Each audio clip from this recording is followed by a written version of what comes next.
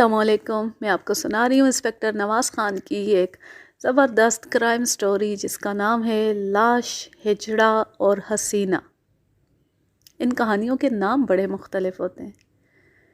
ہر کہانی میں ہیرو اور ولن کا ہونا ضروری نہیں ہوتا. کبھی کبھی ایسی کہانیاں بھی جنم لیتی ہیں جن میں سارے کردار ہیرو ہوتے ہیں لیکن پھر بھی وہ ایک دردناک کہانی ہوتی ہے.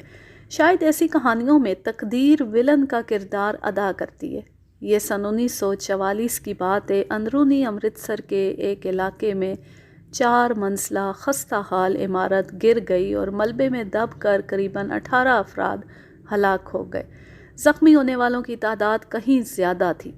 عمارت گرنے کا سانحہ اتوار کی صبح 10:20 پر پیش آیا. عمارت کے نچلے حصے میں بہت سی دکانیں تھیں اور وہاں لوگ خرید و فروخت میں مصروف تھے.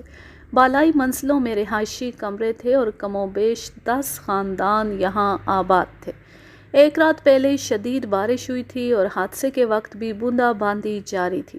شاید برسات کا موسم اور بارشوں کی بھرمار ہی اس حادثے کا سبب بنی تھی. 10:20 پر ایک خوفناک دھماکہ ہوا اور ہر طرف گرد و غبار کے بادل پھیل گئے. ان بادلوں میں چیخ و پکار کے سوا اور کچھ سنائی نہیں دیتا تھا. یہ شہر کا گنجان اور دشوار گزار علاقہ تھا. اسے بھگتان والا دروازہ کہا جاتا تھا. بلڈوزر اور کرین وغیرہ کا یہاں تک پہنچنا بے حد دشوار تھا. لوگ خالی ہاتھوں سے ملبہ ہٹانے میں لگ گئے لیکن ملبے کا یہ پہاڑ 2-3 گھنٹے میں بھی ٹس سے مس نہیں ہوا. میں امرتسر کے ایک مضافاتی تھانے میں تھا. ہمیں بھی ہنگامی طور پر جائے حادثہ پر پہنچا دیا گیا. کئی تھانوں کی پولیس، رضاکاروں کی پارٹیاں اور علاقے کے بہت سے لوگ امدادی کارروائیوں میں مصروف تھے. لاشوں اور زخمیوں کو مسلسل نکالا جا رہا تھا. ساتھ ساتھ بارش بھی ہو رہی تھی. رات گئے تک یہ سلسلہ جاری رہا. یقینی بات تھی کہ ملبے کے نیچے ابھی اور لاشیں موجود ہوں گی اور عین ممکن ہے کہ کوئی زخمی بھی ہو، مگر اندھیرے اور خراب موسم کے سبب امدادی کاموں کا جاری رکھنا دشوار تھا. پھر ایک اہم مسئلہ یہ بھی تھا کہ عمارت کا ایک حصہ ابھی گرا نہیں تھا. اسے دیکھ کر یوں لگتا تھا کہ کسی بھی وقت گر جائے گا. فیصلہ کیا گیا کہ اس حصے کو گرانے تک تلاش کا کام ملتوی کر دیا جائے. اتوار کی رات جیسے تیسے کاٹی گئی. صبح سویرے عمارت کا باقی ماندہ حصہ گرا کر امدادی کام دوبارہ شروع کیا گیا. ملبے کے بڑے بڑے ٹکڑوں کو رسیوں کے ذریعے کھینچ کر ادھر ادھر ہٹایا جا رہا تھا. کچھ لوگ کدالیں اور بیلچے لے کر مٹی کھودنے میں مصروف تھے. اس روز ملبے سے 2 لاشیں مزید ملی. اس کے علاوہ ایک ادھیڑ عمر عورت ملی جو شدید زخمی ہونے کے باوجود زندہ تھی. اسے فوراً ہسپتال میں پہنچا دیا گیا. لاشوں میں سے ایک لاش 40-45 سالہ شخص کی تھی. اس کے ہاتھ میں ٹوکری تھی. بدقسمت شخص کوئی چیز خریدنے یہاں پہنچا تھا اور جان ہار گیا تھا. متوفی کے لباس سے چند روپے کے علاوہ اور کچھ نہیں ملا. دوسری لاش ایک جوان سال شخص کی تھی. عمر قریباً 28 برس رہی ہوگی. وہ سفید استری شدہ شلوار قمیض پہنے ہوئے تھا. متوفی کے سر پر شدید ضربات آئی تھیں. اس کی قمیض خون سے سرخ ہو رہی تھی. چہرہ اس بری طرح مٹی میں لتھڑ گیا تھا کہ خد و خال چھپ گئے تھے. اس کے لباس سے ایک رومال، تھوڑی سی نقدی اور چند کاغذات ملے. اپنی ڈیوٹی نبھاتے ہوئے میں نے نوجوان کے لباس سے ملنے والی اشیاء کی فہرست تیار کر لی. ایک خاکی لفافے پر نوجوان کی شناخت لکھی اور تمام اشیاء لفافے میں ڈال دیں. ایسا کرتے ہوئے میری نگاہ ایک ٹکٹ پر پڑی اور میں چونک گیا. گلابی رنگ کا یہ ٹکٹ سینما کا تھا. ٹکٹ پر سینما کے نام کے علاوہ شو کا ٹائم اور مختلف چارجز لکھے تھے. میں نے غور سے دیکھا. شو کا ٹائم 12 سے 3 تھا. دوپہر 12 سے 3 والا شو صرف اتوار کو چلتا تھا. اس کا مطلب تھا کہ یہ اتوار کا ٹکٹ ہے. پہلا خیال ذہن میں یہی آیا کہ پچھلے اتوار کا ٹکٹ ہوگا، لیکن ٹکٹ کی حالت ایسی تھی کہ وہ پچھلے اتوار کا نہیں لگتا تھا. جو کاغذ 1-1.5 ہفتے تک جیب میں پڑا رہے اس کی حالت کچھ اور ہو جاتی ہے. یہ بالکل نیا نکور ٹکٹ تھا. ویسے بھی ٹکٹ ایسی چیز نہیں ہوتا جسے یوں سنبھال کر رکھا جائے. مجھے کچھ عجیب سا شک ہونے لگا، لیکن ٹکٹ پر تاریخ وغیرہ درج نہیں ہوتی، لہٰذا میں کسی نتیجے پر نہیں پہنچ سکا. میں نے وہ ٹکٹ لفافے میں ڈالنے کی بجائے اپنی جیب میں رکھ لیا اور دوسرے کاموں میں لگ گیا. دونوں لاشیں لوگوں کے ملاحظے کے لیے گلی میں رکھ دی گئیں. ادھیڑ عمر شخص کی لاش کو تو کچھ دیر بعد پہچان لیا گیا۔ وہ ایک قریبی گلی کا رہائشی تھا اور ایک عیسائی ٹیچر کا گھریلو ملازم تھا، لیکن نوجوان کی لاش شناخت نہیں کی جا سکی۔ یہ کوئی غیر معمولی بات نہیں تھی۔ ملبے سے 3-4 لاشیں ایسی نکلی تھیں جنہیں ابھی تک شناخت نہیں کیا جا سکا تھا۔ پوسٹ مارٹم کے بعد وہ تمام لاشیں مردہ خانے میں پڑی تھیں۔ نوجوان کی لاش بھی اسپتال بھیج دی گئی تھی۔ دور دور تک خاصی مصروفیت رہی۔ بھاگ دوڑ میں اس ٹکٹ کو بالکل بھولا رہا جو میری جیب میں پڑا تھا اور جس نے مجھے ایک عجیب سے شک میں مبتلا کیا تھا۔ دوسرے روز شام کو تھوڑی سی فرصت ملی تو میں پولیس ہیڈ کوارٹر کی بالائی منزل پر ایک کمرے میں کمر سیدھی کرنے کے لیے لیٹ گیا۔ اچانک مجھے ٹکٹ کا خیال آیا۔ پتلون کی جیب میں ہاتھ ڈال کر میں نے ٹکٹ نکالا اور اسے غور سے دیکھنے لگا۔ ہر سینما ٹکٹ پر ایک سیریل نمبر ہوتا ہے۔ اس سیریل نمبر کی مدد سے جانا جا سکتا ہے کہ یہ ٹکٹ کب خریدا گیا۔ میرے قریب ہی ٹیلی فون سیٹ پڑا تھا۔ میں نے ڈائریکٹری سے سینما کا فون نمبر ڈھونڈا اور فون کر دیا۔ دوسری طرف سینما کا مینیجر تھا۔ میں نے تعارف کرانے کے بعد اسے اپنا مسئلہ بتایا اور ٹکٹ نمبر نوٹ کرا دیا۔ صرف 5 منٹ بعد سینما مینیجر نے مجھے فون کیا اور بتایا کہ یہ ٹکٹ پچھلے اتوار کو نہیں، اسی اتوار کو سینما سے جاری ہوا ہے۔ میں سکتے میں رہ گیا۔ میرا ایک بھیانک اندیشہ بالکل درست ثابت ہوا تھا۔ میں نے مینیجر سے پوچھا، تمہیں غلطی تو نہیں لگ رہی؟ نہیں انسپکٹر صاحب، یہ ٹکٹ اسی اتوار کا ہے اور سینما کی بکنگ سے خریدا گیا ہے۔ کہیں ایسا تو نہیں کہ بکنگ کلرک نے اپنے کسی دوست کو یہ ٹکٹ شو سے پہلے جاری کر دیا ہو ہی نہیں سکتا۔ تمام ٹکٹ میرے کمرے میں لاکر کے اندر ہوتے ہیں۔ میں عین شو ٹائم پر خود کلرکوں کے سپرد کرتا ہوں۔ میں نے فون بند کیا اور سر پکڑ کر بیٹھ گیا۔ بے حد سنسنی خیز بات تھی۔ جو شخص 10:20 پر ملبے کے نیچے دب کر ہلاک ہو گیا، اس کی جیب میں ایک ایسا ٹکٹ تھا جو 11:30 بجے کے بعد ایک سینما سے جاری کیا گیا۔ اب 2 ہی صورتیں تھیں، یا تو متوفی ملبے تلے دب کر ہلاک نہیں ہوا تھا، یا پھر ہلاک ہونے کے بعد وہ شو دیکھنے چلا گیا تھا اور دوبارہ آ کر جائے حادثہ پر لیٹ گیا تھا۔ قارئین کے ذہن میں ایک بات اور بھی آ سکتی ہے کہ شاید متوفی عمارت کے اس حصے تلے دب کر ہلاک ہوا جو اگلے روز سوموار کو گرایا گیا تھا، لیکن یہ ناممکن بات تھی۔ سوموار کے روز عمارت کا جو مختصر حصہ گرایا گیا وہ شمالی گوشے کی طرف تھا، جبکہ لاش سامنے والے حصے میں پائی گئی۔ دونوں مقامات ایک دوسرے سے کافی فاصلے پر تھے۔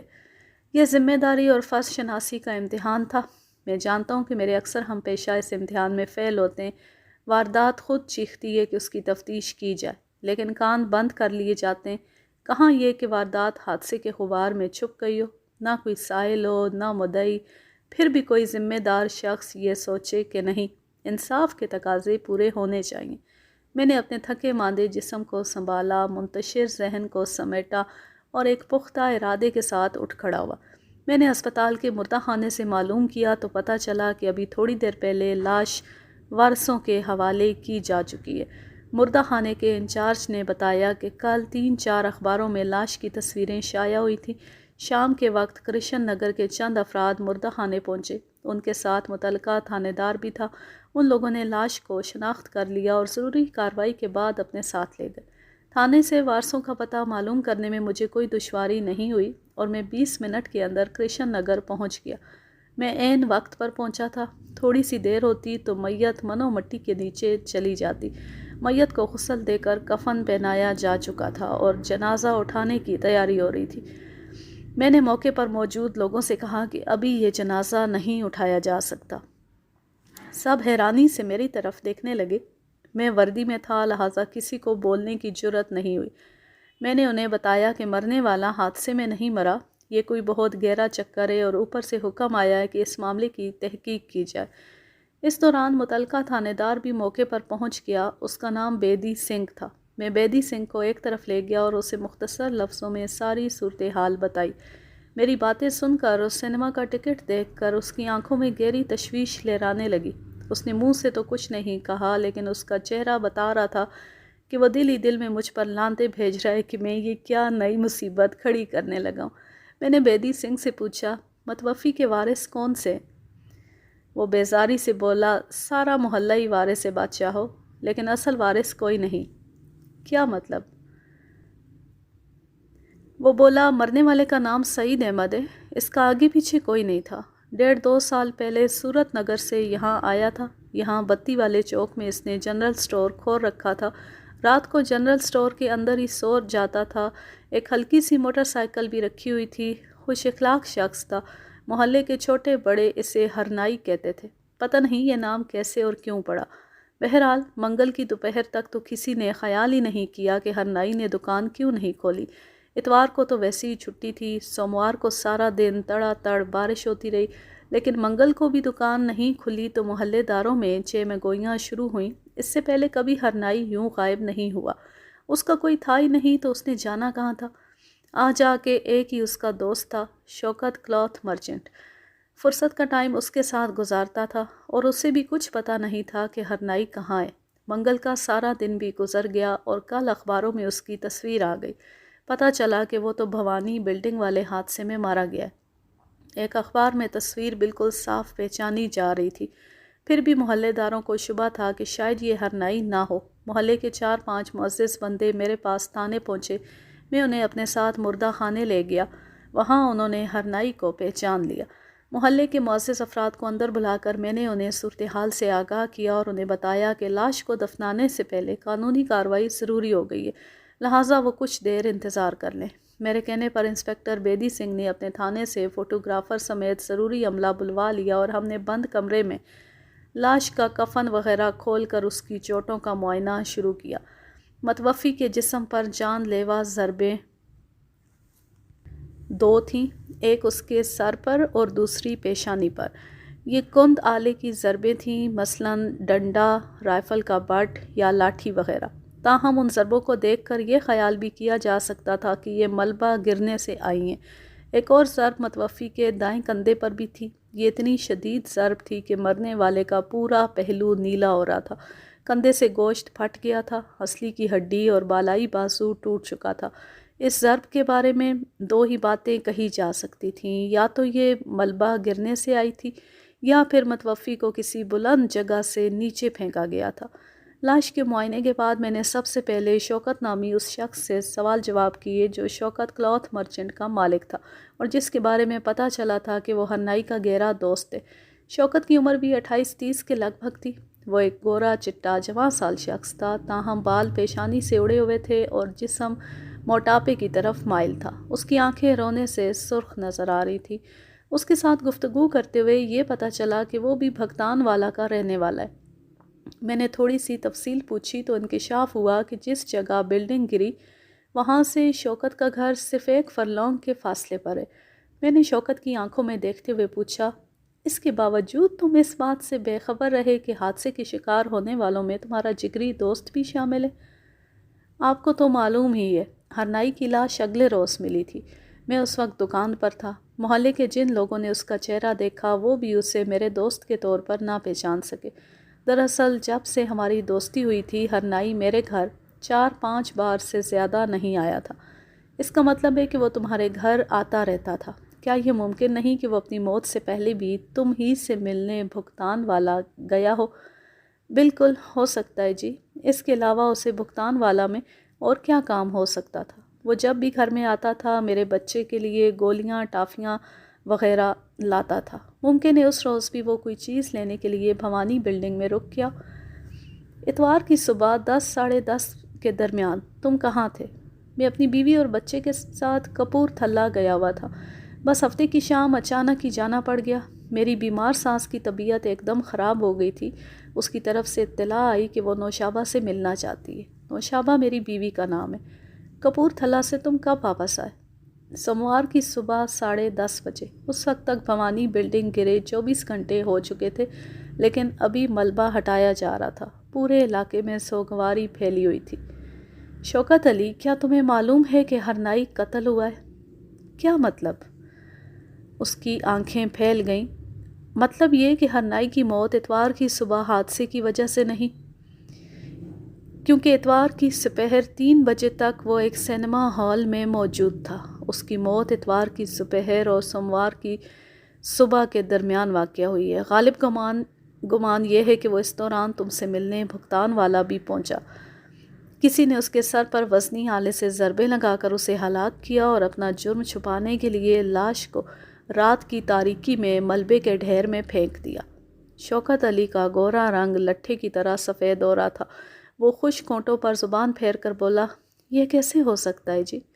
میں تمہیں سمجھاؤں گا کہ یہ کیسے ہو سکتا ہے۔ فی الحال مجھے یہ بتاؤ کہ اتوار اور سوموار کی درمیانی شب تمہارے گھر تالا لگا ہوا تھا یا کوئی موجود تھا؟ تالا لگا ہوا تھا، لیکن ہمارا ایک ملازم نرگس ہے، اس کے پاس چابی تھی۔ ہم نے کہیں باہر جانا ہو تو اسے گھر میں چھوڑ جاتے ہیں۔ اتوار کی رات بھی اسی نے گھر میں رہنا تھا، لیکن پھر اسے اپنا کوئی کام پڑ گیا اور وہ نہ آ سکا۔ تم ملازم کو مرد بتا رہے ہو، لیکن نرگس تو عورتوں کا نام ہے۔ وہ عورت اور مرد کچھ بھی نہیں، ہیجڑا ہے، لیکن محنتی بہت ہے اور ایماندار بھی۔ میں نے اسے گھر کے کام کاج کے لیے رکھا ہوا ہے۔ کیا یہ نہیں ہو سکتا کہ ہیجڑا نرگس تمہیں غلط بتا رہا ہو؟ وہ تمہاری غیر موجودگی میں تمہارے گھر سویا ہو۔ ہرنائی کو علم نہیں تھا کہ تم اچانک کپور تھلہ چلے گئے ہو۔ وہ تم سے ملنے تمہارے گھر پہنچا ہو، وہاں ہرنائی اور نرگس میں کوئی ان بن ہو گئی ہو اور نرگس نے ہرنائی کو قتل کر ڈالا۔ نرگس اتنا بڑا جرم کیسے کر سکتا ہے؟ اور پھر اسے ہرنائی کے ساتھ کیا دشمنی ہو سکتی ہے؟ وہ ایک دوسرے کو اچھی طرح جانتے تھے، آپس میں ہنستے بولتے تھے، کوئی جھگڑا نہیں تھا ان میں۔ ضروری نہیں ہوتا کہ جھگڑا بہت پرانا ہو، جھگڑا اچانک بھی اٹھ کھڑا ہوتا ہے۔ بہرحال یہ باتیں تو بعد میں ہوتی رہیں گی۔ فی الوقت میں تمہارا گھر دیکھنا چاہتا ہوں اور نرگس کا دیدار کرنا چاہتا ہوں۔ شوکت کے چہرے پر شدید الجھن نظر آ رہی تھی، جیسے وہ ابھی تک یہی یقین نہ کر پایا ہو کہ اس کے دوست کو قتل کیا گیا۔ بہرحال اس کے یقین نہ کرنے سے قتل حادثے میں نہیں بدل جاتا۔ میں نے اسے اپنے ساتھ لیا اور بھگتان والا دروازہ روانہ ہو گیا۔ انسپکٹر بیدی سنگھ اور عملے کے چند ارکان بھی میرے ساتھ تھے۔ شوکت علی کا گھر 3 منزلہ تھا۔ نانک چندی اینٹوں کا ایک تنگ زینہ بل کھاتا ہوا اوپر جاتا تھا۔ نچلی منزل پر کوئی کارخانہ تھا۔ بالائی منزل اور تیسری منزل شوکت کے استعمال میں تھی۔ اس مکان میں شوکت کے علاوہ اس کی جوان سال بیوی نوشابہ اور ایک سالہ بچہ کامران رہتے تھے۔ میں نے گھوم پھر کر مکان کا اچھی طرح جائزہ لیا۔ مجھے یہ دیکھ کر حیرانی ہوئی کہ اس مکان کی چھت سے بھوانی بلڈنگ کا ملبہ صاف نظر آ رہا تھا۔ یوں تو شوکت کے گھر اور بھوانی بلڈنگ کے درمیان قریباً 1 فرلانگ کا فاصلہ تھا، مگر چھت سے بھوانی بلڈنگ بالکل قریب نظر آتی تھی۔ مکانوں کی چھتیں ایک دوسرے سے ملی ہوئی تھیں۔ شوکت کی چھت سے 3-4 چھتیں پھلانگ کر بھوانی بلڈنگ تک پہنچا جا سکتا تھا۔ میرا شکانن فانن یقین کی حدوں کو چھو گیا۔ مجھے متوفی ہرنائی کے کندھے کی وہ چوٹ یاد آئی جس نے اس کا ایک پہلو نیلا کر رکھا تھا اور کئی ہڈیاں توڑ دی تھیں۔ اس چوٹ کو دیکھ کر فوراً یہ خیال آتا تھا کہ مرنے والے کو کسی بلند جگہ سے پھینکا گیا ہے۔ چھت سے نیچے اتر کر میں نے باریک بینی سے کمروں اور دیواروں اور فرش کا معائنہ کیا۔ اس کام میں انسپکٹر بیدی اور اس کا عملہ بھی میرے ساتھ شریک ہو گیا۔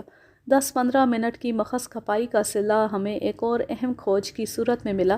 ایک اندرونی کمرے کی چوکھٹ پر کسی وزنی شے کی ضرب موجود تھی۔ یہ ایک تازہ نشان تھا۔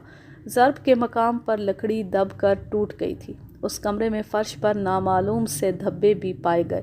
ہماری جانچ پڑتال کے دوران ہی ہیجڑے نرگس کو بھی حاضر کیا جا چکا تھا۔ ہیجڑے کے لیے نرگس کا نام ایسی تھا جیسے بھینس کو بلبل کہا جائے، یہ طوفان باد و باراں کو رمجم کے نام سے پکارا جائے۔ وہ کم و بیش 6 فٹ قد کا ہٹا کٹا شخص تھا، داڑھی مونچھیں صفا چٹ، آنکھوں میں سرما اور ہونٹ پان سے رنگے ہوئے۔ وہ جب نزاکت سے عورتوں کے انداز میں بولتا تھا تو ہنسی آنے لگتی تھی۔ وہ جان چکا تھا کہ اس پر شک کیا جا رہا ہے۔ اس کا رنگ فک ہو رہا تھا۔ مجھے پہلی نگاہ میں ہی وہ کوئی اچھا شخص نہیں لگا۔ حیرت تھی کہ شوکت علی اسے اپنا گھر سونپ کر بیوی بچے کے ساتھ کپور تھلہ چلا جاتا تھا۔ میں نے نرگس سے سوال جواب کیے۔ اتوار اور سوموار کی درمیانی شب تم کہاں تھے؟ میں اپنے گھر میں تھی جناب۔ بھائی جان شوکت مجھ سے کہہ گئے تھے کہ میں رات ان کے گھر میں گزاروں، لیکن عین موقع پر میرے گھر کچھ مہمان آ گئے اور میں یہاں نہ آ سکی۔ تم نے یہ نہ سوچا کہ مالک تم سے اپنے گھر کی رکھوالی کا کہہ کر گیا ہے اور تم نے گھر کی خبر تک نہ لی؟ رات 9-10 بجے میرے دل میں خیال آیا تھا کہ ایک چکر یہاں کا لگا جاؤ، لیکن بڑی تیز بارش ہو رہی تھی اس لیے نہ آ سکی۔ لیکن میری سمجھ میں یہ نہیں آ رہا کہ آپ مجھ نگوڑی سے پوچھنا کیا چاہ رہے ہیں؟ کیا یہاں سے کوئی چیز غائب ہو گئی ہے؟ میرا مطلب ہے گہنا، کپڑا وغیرہ۔ یہاں ایک قتل ہو گیا اور میرا خیال ہے کہ یہ قتل تم نے کیا ہے۔ ہائے میں مر گئی، صدقے جاؤں، یہ آپ کیسی باتیں کر رہے ہیں؟ میں غریب نمانی قتل کروں گی؟ آپ مجھ سے مخول تو نہیں کر رہے؟ ہاں، تو اس سے مخول کرنے کے لیے ہی تو ہم سارے اکٹھے ہو کر یہاں آئے۔ لیکن بچو، اصل مخول تو تجھ سے تھانے میں چل کر ہوگا۔ چل اٹھ، آگے لگ ہمارے۔ ہجڑا ہراساں تو پہلے سے تھا، اب باقاعدہ رونے لگا۔ ہائے اللہ جی، میں آپ کو کیسے یقین دلاؤں؟ بھگوان کی سوگند، میں نے کچھ نہیں کیا۔ آپ کی جوانی کی سوگند، میں بالکل نردوش ہوں۔ آپ مجھے تھانے لے گئے تو میں بدنام ہو جاؤں گی، کسی کو منہ دکھانے کے قابل نہیں رہوں گی۔ بیدی سنگھ کڑک کر بولا، بدنام ہو جائے گی تو کیا بگڑ جائے گا تیرا؟ کون سی تیری منگنی ٹوٹ جائے گی؟ ہجڑے نرگس نے بہت واویلا کیا، لیکن وہ مشکوک تھا، لہٰذا اسے تھانے لے جانا ضروری تھا۔ نرگس کے ساتھ ساتھ میں نے مقتول کے جگری یار شوکت علی کو بھی شامل تفتیش کر لیا اور دونوں کو لے کر تھانے آ گیا۔ ضروری کارروائی کے بعد سعید عرف ہرنائی کی لاش دفن کر دی گئی۔ تھانے میں ہجڑے نرگس اور اس کے مالک شوکت علی سے تفصیلاً پوچھ گچھ ہوئی۔ نرگس مشکوک کردار کا شخص تھا۔ تفتیش کے دوران اس نے کئی الٹی سیدھی باتیں کیں۔ اس کے خلاف مجھے 3 طرح کا شک تھا۔ شک نمبر 1 یہ تھا کہ شاید اس ہجڑے کے ساتھ مقتول کا کوئی پیار محبت چل رہا تھا، جس کی وجہ سے قتل کا واقعہ ہوا۔ لیکن ہجڑے کی شکل و صورت اور عمر دیکھنے کے بعد میرا یہ شک رفع ہو گیا۔ دوسرا شک یہ تھا کہ ممکن ہے مقتول ہرنائی نے ہجڑے نرگس کو کوئی غلط کام کرتے پکڑ لیا ہو۔ مالک مکان گھر میں نہیں تھا، چابی ہجڑے کے پاس تھی۔ اس کی نیت خراب ہو سکتی تھی اور وہ قیمتی اشیاء پر ہاتھ صاف کرنے کا پروگرام بنا سکتا تھا۔ ممکن تھا کہ مقتول اپنے دوست سے ملنے اس کے گھر پہنچا اور اس نے ہجڑے نرگس کو رنگے ہاتھوں پکڑ لیا ہو۔ ہجڑے نے اپنا جرم چھپانے کے لیے اسے قتل کر دیا۔ تیسرا شک یہ تھا کہ شوکت علی کے گھر میں آ کر خود مقتول نے کوئی غلط کام کرنے کی کوشش کی ہو، ہجڑے نے اسے روکا ہو، جس کے نتیجے میں دونوں لڑ پڑے ہوں اور ہجڑے کے ہاتھوں ہرنائی کا خون ہو گیا۔ یہ بات ظاہر تھی کہ ہرنائی کے خون کے بعد ہجڑا نرگس حواس باختہ ہو گیا ہوگا۔ اس نے سوچا ہوگا کہ لاش کو ٹھکانے لگایا جائے۔ عین ممکن تھا کہ دروازے وغیرہ بند کر کے اس نے نہایت تسلی سے اس معاملے پر سوچ بچار کی ہو۔ جب اس نے غور و فکر کیا تو اس کے ذہن میں ایک زبردست ترکیب آئی۔ 10 12 یا 15 16 گھنٹے پہلے بھوانی بلڈنگ ایک خوفناک دھماکے سے زمیں بوس ہو چکی تھی۔ بہت سے افراد مارے گئے تھے اور ابھی ملبہ وغیرہ ہٹانے کا کام جاری تھا۔ ہجڑے نرگس نے مقتول کے سر پر کسی وزنی شے سے ضربیں لگائی تھیں، لہٰذا اگر اسے بھوانی بلڈنگ کے دور تک پھیلے ہوئے ملبے میں پھینک دیا جاتا تو اس کی موت کو حادثے کا نتیجہ قرار دیا جا سکتا تھا۔ ہٹے کٹے ہجڑے نے مقتول کو کندھے پر لادا اور رات کی تاریکی میں 3 4 چھتیں طے کر کے اس چھت پر پہنچ گیا جو گرنے والی بلڈنگ کے بالکل ساتھ واقع تھی۔ وہ دن کی روشنی میں ملبے کے خد و خال دیکھ چکا تھا اور جانتا تھا کہ مقتول کو کس سمت پھینکنا زیادہ مناسب رہے گا۔ مقتول کو پھینکنے کے بعد وہ گھر واپس آ گیا اور وہاں سے واردات کا ہر کھوج کھرا مٹا دیا، لیکن وہ یہ نہ جان سکا کہ مقتول کی جیب میں نقدی اور کاغذات کے علاوہ سنیما کا وہ ٹکٹ بھی ہے جو اس نے بھوانی بلڈنگ گرنے کے 1 1.5 گھنٹے بعد خریدا ہے۔ یہاں صرف ایک چھوٹی سی الجھن پیدا ہو رہی تھی۔ اگر لاش اوپر چھت سے گرائی گئی تھی تو پھر وہ صبح ہوتی ہی ملبے کے اوپر پڑی نظر کیوں نہ آئی؟ کیا اسے نیچے آ کر ملبے میں چھپایا گیا تھا، یا پھر وہ اتفاقاً کسی ایسے سوراخ یا درس میں گری تھی جہاں سے نیچے لڑک گئی تھی اور ملبہ ہٹانے والوں کو یوں محسوس ہوا کہ وہ ملبے کے نیچے سے نکلی ہے۔ اگلے 2 روز میں انسپکٹر بیدی اور میں نے جو تفتیش کی اس کے نتیجے میں ہجڑا نرگس مزید پھنس گیا۔ وہ کسی بھی طرح یہ بات ثابت نہیں کر سکا کہ وہ اتوار اور سوموار کی درمیانی شب اپنے گھر میں تھا اور شوکت علی کے گھر میں جو کچھ ہوا وہ اس کے بارے میں بے خبر تھا۔ پھر اس کے گھر سے کچھ ایسی چیزیں بھی برآمد ہو گئیں جنہیں مسروقہ کہا جا سکتا تھا۔ ان میں شوکت کی بیوی نوشابہ کی ایک گمشدہ قمیص اور ایک طلائی انگوٹھی تھی۔ گو یہ چیزیں قتل ہونے والے واقعے سے کئی ہفتے پہلے گم ہوئی تھیں، لیکن ان اشیاء کی برآمدگی سے یہ بات تو ثابت ہو گئی کہ نرگس قابل اعتبار شخص نہیں تھا اور موقع ملنے پر وہ کوئی بڑا ہاتھ بھی مار سکتا تھا۔ میرے علاوہ بیدی سنگھ کا خیال بھی یہی تھا کہ ہجڑے نرگس جیسے شخص کو گھر کا رکھوالا بنا کر چلے جانا شوکت علی کی بہت بڑی غلطی تھی۔ شوکت علی کے گھر کی تلاشی کے دوران ہمیں ایک چیز بھی مل گئی جس پر اعلی قتل کا شبہ کیا جا سکتا تھا۔ یہ لوہے کی ایک موٹی زنگ آلود نال کا 4 فٹ لمبا ٹکڑا تھا۔ ایسی نال یعنی پائپ دستی نلکوں میں استعمال کی جاتی ہے۔ یہ عین ممکن تھا کہ مقتول کے سر پر آنے والی چوٹیں اور لکڑی کے دروازے پر ضرب کا نشان اسی نال کا مرہون منت ہو۔ اس نال پر فنگر پرنٹس بھی تلاش کیے جا سکتے تھے، لیکن یہ نال چونکہ کھلے صحن میں پڑی رہی تھی اور موسلا دھار بارشوں میں بھیگتی رہی تھی، اس لیے یہ کوشش فضول تھی۔ حوالات میں کسی ضدی اور ڈھیٹ ملزمہ سے کچھ اگلوانا ہو تو لیڈی پولیس کی مدد لینا پڑتی ہے، لیکن نرگس ملزمہ تھی اور نام ملزم، دونوں کے درمیان کی شے تھی، لہٰذا مجبوراً عملہ ہی اس سے پوچھ گچھ کرتا رہا۔ مرکزی تھانے کے ایک سخت گیر حوالدار چندر سنگھ نے جب اس سے مار پیٹ کی تو اس نے آسمان سر پر اٹھا لیا۔ ہائے اللہ، اوئی اللہ، میں مر گئی، ہائے رام، میری کلائی مڑ گئی، ظالموں، کمینوں، تمہیں آئے کسی کی، تمہارے شریر میں کیڑے پڑے، دیکھ لو مجھ غریب نمانی کا کیا حال کر دیا۔ وہ چیخو پکار کرتا رہا اور چندر سنگھ اپنے کام میں لگا رہا۔ اپنی گرفتاری کے دوسرے روز تک نرگس کو امید تھی کہ شوکت علی اس کی مدد کو آئے گا اور اسے چھڑا کر لے جائے گا، لیکن وہ تو خود تفتیش میں بیٹھا ہوا تھا۔ لہٰذا اگلے روز شام کو ہجڑے نرگس نے مایوس ہو کر شوکت علی کے خلاف بولنا شروع کر دیا۔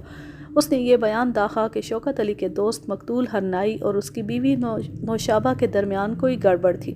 وہ دونوں آپس میں ہنس ہنس کر باتیں کرتے تھے اور کئی بار ایسا بھی ہوا کہ ہرنائی شوکت کی غیر موجودگی میں اس کے گھر آیا اور دیر تک گھر میں موجود رہا۔ ہجڑے نے بتایا کہ شوکت کی بیوی نے پچھلی سردیوں میں ہرنائی کو اپنے ہاتھ سے سویٹر بن کر دیا تھا اور گھر میں اس کی دعوتیں کرتی رہتی تھی۔ تفتیش کا یہ رخ بھی میرے ذہن میں موجود تھا۔ میں شوکت علی سے اس بارے میں پوچھ گچھ بھی کر چکا تھا، لیکن اس نے سختی سے انکار کر دیا تھا۔ اس کا کہنا تھا کہ اسے اپنے دوست اور اپنی بیوی پر پورا اعتماد ہے۔ اس کی بیوی نیک اور باوفا ہے اور اس کا دوست بھی ایک سچا اور کھرا شخص تھا۔ وہ کسی ایسی بات کے بارے میں سوچ بھی نہیں سکتا تھا جس کی وجہ سے دوستی کے نام پر حرف آتا۔ ہجڑے نرگس کے بیان کے بعد مجھے ایک بار پھر اس معاملے میں کرید پیدا ہوئی۔ میں نے اپنے ساتھی انسپکٹر بیدی سنگھ سے کہا کہ وہ اس بارے میں چھان بین کرے۔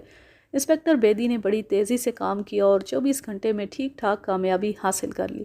وہ ایک ایسے گواہ کو سامنے لے کر آیا جس نے بتایا کہ ہرنائی کی موت سے صرف 4-5 روز پہلے شوکت اور ہرنائی میں زبردست جھڑپ ہوئی تھی۔ یہ ایک حیران کن انکشاف تھا۔ شوکت اور ہرنائی جگری دوست مشہور تھے اور ابھی تک کوئی ایسی بات سامنے نہیں آئی تھی جس سے پتہ چلتا کہ شوکت اور ہرنائی کے تعلقات خراب ہو چکے تھے۔ اس جھڑپ کی تفصیلات بتاتے ہوئے صدیق نامی اس شخص نے کہا، کرشن نگر کے بتی والے چوک میں میرا ہوٹل ہے۔ یہ 9 یا 10 تاریخ کی بات ہے۔ شام کے بعد شوکت اور ہرنائی ہوٹل میں آئے۔ وہ اکثر چائے وغیرہ پینے میرے ہوٹل میں آتے رہتے تھے۔ کبھی کبھار ان کے ساتھ کوئی مشترکہ دوست بھی ہوتا تھا۔ وہ دیر تک خوشگپیوں میں مصروف رہتے تھے، لیکن اس روز وہ خوشگپیوں کے موڈ میں نہیں تھے اور نہ ہی انہوں نے ہال کمرے میں بیٹھنا پسند کیا۔ وہ اوپر چھوٹی سی گیلری میں چلے گئے۔ یہاں صرف 2 میزیں اور 8-10 کرسیاں رکھی رہتی تھی۔ کوئی فیملی وغیرہ کھانا کھانے آ جائے تو ہم اسے اوپر بھیج دیتے۔ شوکت اور ہرنائی صاحب گیلری میں بیٹھ کر گرما گرم بحث میں مصروف ہوئے۔ میں نے سمجھا کہ شاید کسی سیاسی معاملے پر تلخ کلامی ہو گئی ہے۔ میری ہرگز خواہش نہیں تھی کہ میں ان کی باتیں سنوں، لیکن اتفاق ایسا ہو گیا کہ میں نے ان کی باتیں سن لی۔ میں عشاء کی نماز کے لیے وضو کرنے اوپر غسل خانے میں پہنچا۔ یہ غسل خانہ گیلری کے بالکل ساتھ واقع ہے۔ درمیان میں لکڑی کی ایک دیوار ہے۔ گیلری میں کی جانے والی باتیں اکثر غسل خانے صاف سنی جاتی ہیں۔ اس روز بھی یہی ہوا۔ شوکت صاحب غصے میں بھرے ہوئے تھے اور ہرنائی سے کہہ رہے تھے، یہ معمولی بات نہیں ہے ہرنائی، کوئی اور ہوتا تو پتہ نہیں کیا کر گزرتا۔ یہ میرا صبر ہے کہ میں خاموش ہوں اور سب کچھ بھول جانا چاہتا ہوں۔ بس اب بہتر یہ ہے کہ یہاں سے چلے جاؤ۔ ہرنائی بولا، میں نے کہا ہے نا کہ اب تمہیں اپنی صورت نہیں دکھاؤں گا۔ میں صورت کی بات نہیں کر رہا، شوکت غرا کر بولا، میں بات کر رہا ہوں تمہارے اس شہر سے دفع ہونے کی اور کبھی اپنا نجس قدم یہاں نہ رکھنے کی۔ میں خدا کی قسم کھاتا ہوں کہ اگر تم نے ایسا کیا تو پھر وہ ہو جائے گا جو دنیا دیکھے گی۔ آخری الفاظ کہتے کہتے شوکت کی آواز نہایت خطرناک ہو گئی تھی اور لرز رہی تھی۔ ہرنائی نے دبے لہجے میں کہا، کسی اور نے یہ دھمکی دی ہوتی تو میں اس کا جواب دیتا، لیکن تمہارے سامنے میرے ہاتھ پہلے بھی بندھے تھے، آج بھی بندھے ہیں۔ لیکن پھر وہی لیکن، میں تم سے بات نہیں کرنا چاہتا، میرا سینہ پھٹنے لگتا ہے۔ میں خدا سے دعا کرتا ہوں کہ جو کچھ تمہارے بارے میں سن چکا ہوں اس سے زیادہ اور کچھ نہ سنو۔ بس اب تم میری آنکھوں کے سامنے سے ہٹ جاؤ۔ اس کے ساتھ ہی کرسیاں گھسیٹنے کی آواز آئی۔ میں وضو کر کے باہر نکلا تو گیلری خالی تھی، وہ دونوں جا چکے تھے۔ میں حیران تھا کہ ہمیشہ خوش و خرم نظر آنے والی اس جوڑی کو کیا ہوا ہے۔ محمد صدیق نامی اس ہوٹل والے کا بیان بے حد اہم اور معنی خیز تھا۔ ہم نے اس سلسلے میں تھوڑی سی مزید تفتیش کی تو چند اور باتیں سامنے آئیں۔ معلوم ہوا کہ چند ماہ پہلے شوکت ہرنائی اور نوشابہ ڈلہوزی کی سیر کو گئے ہوئے تھے۔ انہوں نے وہاں 15-20 روز گزارے۔ اس دوران ہجڑا نرگسی گھر کا نگہبان رہا تھا۔ ڈلہوزی میں قیام کے دوران شوکت کو ایک ضروری کام سے 1 دن کے لیے امرتسر آنا پڑا۔ اس دوران ہرنائی اور نوشابہ اکیلے ڈلہوزی میں تھے۔ بعد میں شوکت کی والدہ نے اس بات پر اعتراض بھی کیا تھا کہ وہ جوان بیوی کو دوست کے ساتھ ہوٹل میں کیوں چھوڑ آیا۔ اس کے علاوہ ہرنائی اور شوکت کے ایک جاننے والے نے بھی بیان دیا کہ ہرنائی اور شوکت کی بیوی نوشابہ میں بے حد بے تکلفی تھی۔ بظاہر یہ دیور بھابھی والی بے تکلفی تھی، مگر کبھی کبھی یہ بے تکلفی اس رشتے سے آگے بڑھ جاتی تھی۔ فلموں، کہانیوں اور شعر و شاعری کے بارے میں وہ لوگ بڑی کھلی ڈلی باتیں کرتے تھے۔ ہرنائی شوکت کے بچے سے بہت پیار کرتا تھا، لیکن کبھی کبھی محسوس ہوتا تھا کہ بچے کی آڑ میں بچے کی ماں سے پیار جتایا جا رہا ہے۔ شوکت پہلے سے زیر تفتیش تھا۔ اب میں نے اسے پوچھ گچھ کے لیے حراست میں لے لیا اور عدالت میں پیش کر کے 7 روزہ ریمانڈ حاصل کر لیا۔ ریمانڈ کے وقت عدالت میں اکثر نوک جھونک ہوتی ہے۔ اگر ملزم نے وکیل کھڑا کر لیا ہو تو وہ سرکاری وکیل کے آڑے آتا ہے اور کوشش کرتا ہے کہ ریمانڈ کی درخواست منظور نہ ہو اور ملزم کی ضمانت ہو جائے یا اسے جوڈیشل ریمانڈ پر جیل بھیج دیا جائے۔ دوسری طرف سرکاری وکیل زور دیتا ہے کہ ملزم چونکہ حقائق چھپا رہا ہے، اس لیے تفتیش مکمل کرنے کے لیے ریمانڈ ضروری ہے۔ ریمانڈ ہو جانے کے بعد جب ملزم کو پولیس کے حوالے کیا جاتا ہے تو وہ بہت پریشان ہوتا ہے، خاص طور پر اگر وہ نواں پھنسا ہو تو اس کی حالت دیدنی ہوتی ہے۔ وہ سمجھتا ہے کہ اب وہ تھانے دار کے رحم و کرم پر ہے اور زندہ و سلامت حوالات سے باہر نہیں آ سکے گا۔ شوکت علی کی حالت بھی بہت پتلی تھی۔ کچہری سے حوالات تک وہ مسلسل صفائیاں پیش کرتا رہا، بلکہ راستے میں اس نے میرے ایک حوالدار کو رشوت کی پیشکش بھی کر دی۔ حوالات میں شوکت علی سے پوچھ گچھ شروع ہوئی۔ اس نے بیان دیا تھا کہ اتوار اور سوموار کی درمیانی شب وہ کپور تھلہ میں اپنے سسرال کے ہاں مقیم تھا۔ ہم نے شوکت کے اس بیان کی صحت جانچی۔ ایک سب انسپکٹر نے کپور تھلہ جا کر شوکت کے ساس سسر اور سالوں وغیرہ کے بیانات لیے۔ ان بیانات سے تصدیق ہوتی تھی کہ رات 9 بجے تک شوکت اپنی سسرال ہی میں تھا۔ اس کے بعد سب سونے کے لیے لیٹ گئے۔ اگر رات میں شوکت کپور تھلہ سے امرتسر پہنچا ہو اور ہرنائی کو قتل کر کے واپس چلا گیا تو اور بات تھی۔ آج کے لیے بس اتنا ہی۔ اب میں لیتی ہوں آپ سے اجازت۔ جا رہے ہیں، خوش رہیں، شاد و آباد رہیں، ہنستے مسکراتے رہیں۔ اللہ حافظ، اللہ نگہبان۔